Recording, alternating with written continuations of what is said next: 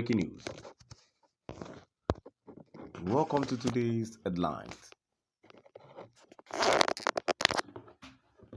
Nigerian Secret Police (DSS) no longer allows Nnamdi Kanu approved time visitors. Nigerian Secret Police (DSS) no longer allows Nnamdi Kanu approved time with visitors. Hype-up case.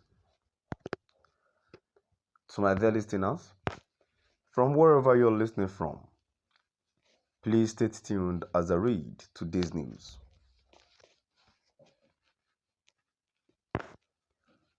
The indigenous people of Biafra, Hype-up, has raised the alarm that the Department of State Services, DSS, no longer allows its detained leader,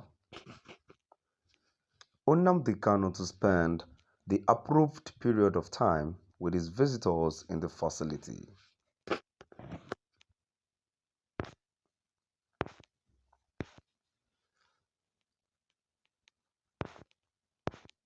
IPOB, in a statement by its media and publicity secretary Emma Powerful, accused the DSS of violating the existing strict orders by Justice Bintalun Yakol of the Federal High Court on Kanu's welfare, describing such violation as deliberate, permanent, and insidious psychological torture being committed against Kanu.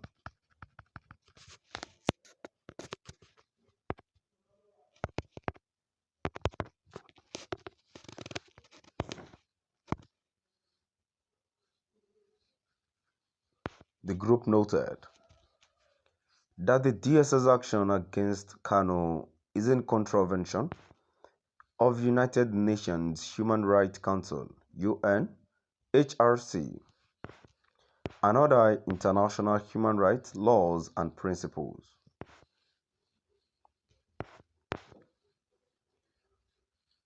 IPOB said that they are bound obvious and utter disregard by DSS on the existing laws, and thereby consistently flouting the court's ruling that Mazi Nnamdi Kanu deserves an interface with fellow humans.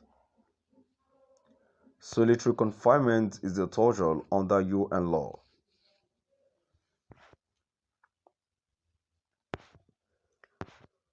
Justice Bintal made a court order that Mazi Nnamdi Kanu should be visited twice a week, Mondays and Thursdays, by his lawyers, family members, and visitors of his choice.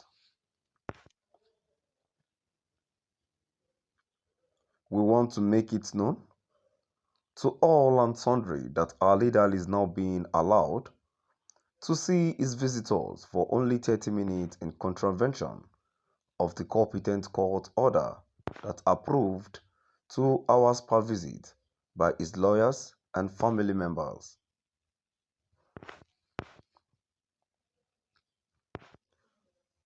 Warning the DSS to observe and obey the court orders, Hype-up said.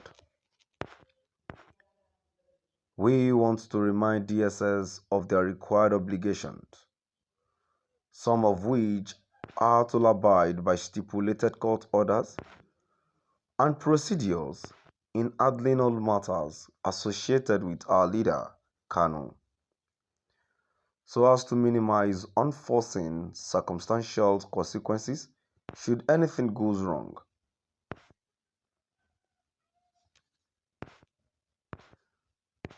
We are making a public call, an open invitation to the international community, Amnesty International, embassies, government, inter-societal and non-governmental organizations, including all reputable human rights organizations, to monitor the gross violation of all known fundamental human rights of the IPOB leader and other illegally incarcerated IPOB members in Nigeria.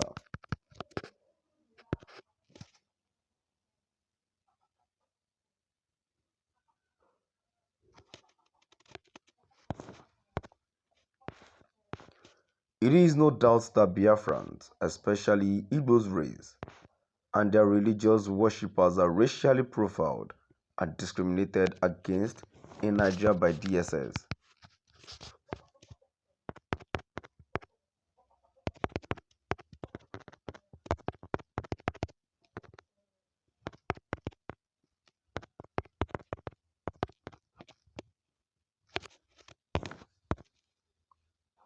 That is why notorious terrorists and bandits from the north can kill and commit all sorts of crimes and never get arrested.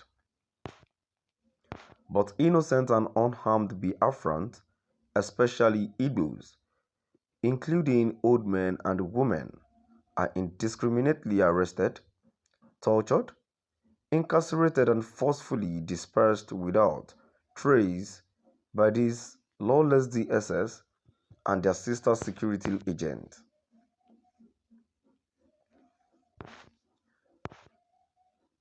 According to the IPOB, the Geneva Conventions of 1949 and their additional protocols of 8 June 1977 contain a number of provisions that fully prohibit torture and other cruel and inhuman treatment that DSS meted on Nnamdi Kanu and other individuals, especially IPOB members. If anything goes wrong with Nnamdi Kanu in Nigerian DSS solitary confinement or custody, they will know that IPOB members are not pushed over, and the consequences will live for generations. IPOB called on the global communities to take note of the atrocities being perpetrated against our leader Nnamdi Kanu by the Nigerian government and their lawless DSS. Nnamdi Kanu is being tortured in DSS dungeon because he spends 4 days in solitary confinement and allowed only 30 minutes to relate with humans on Mondays and Thursdays.